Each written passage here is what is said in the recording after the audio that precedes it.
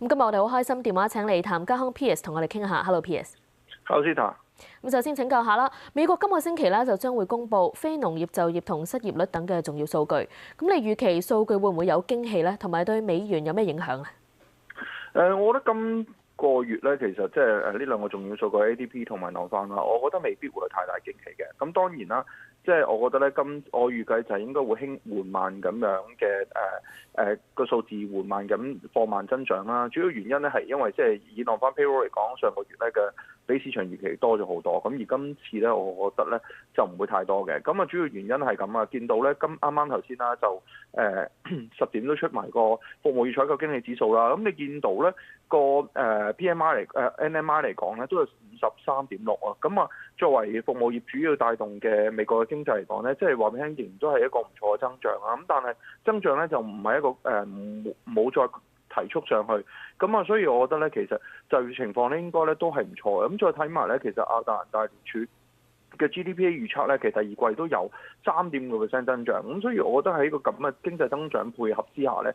其實咧個就業情況唔會太差。咁所以我覺得咧未必會太大影響嘅。咁你見到個美元啦，即係先前即係啱啱歐洲議息之後咧，開頭都擔心佢會加息啦，會令到美元受創啦。咁最終就冇加息，咁所以你見到咧個美金咧其實個表現都係持平。咁大概而家咧都係98上面有支持啦。咁啊暫時嚟講，我覺得咧應該都係一個反覆嘅格局嘅。咁啊上方咧就係100啦，下方咧就係97.8嘅位置，會喺呢個區間橫行嘅機會比較大啦。明白。咁另外又想問下啦，澳洲儲備銀行咧連續3次會議咧都係決定加息㗎。你認為係反映咗咩現象咧？同埋你點睇澳元嘅後市咧？咁啊，連續3次加息咧，就即係話俾大家聽，今次即係呢個唔係單次事件啦，咁係一個持續嘅情況。咁啊，反映咗咩咧？反映住咧澳洲嘅通脹咧係非常之難纏啦。咁你見到咧服務通脹啦、工資嘅壓力啦，同埋私人需求上邊咧各方面咧，都令到咧就呢一個澳洲央行願意加息啦。咁你見到咧雖然咧就連續3次加息啦，咁但係其實你見到增長嚟講咧，仍都能夠接受，即係咁證明咧，即係澳洲嘅經濟嘅底子都係比較好嘅。咁但係即係嚟緊會再加咧，我見市場預期咧最普遍最多咧就係話最多加多1次嘅啫。咁你見到即係而家個出嚟議息之後咧，其實澳洲指啊反而對美金冇乜點升。咁啊，其實會唔會個市場其實已經派先咗咧？因為基本上呢一個4月份嚟講咧，其實個重要嘅阻力位喺0.7220嘅位置啦。咁但係咧出完之後咧，其實見到咧都未有突破啊！呢個位置都值得即係值得留意。咁但係喺格局上面應該向上行嘅。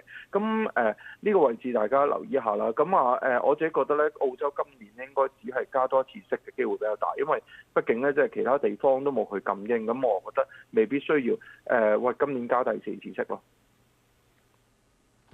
明白，多謝晒 Piers 嘅分享。咁我哋今日傾住咁多先，我哋最後再睇下美股最新表現。道指最新報49,208點，升266點；標普500指數報7,250點，升49點。節目時間夠啦，再會。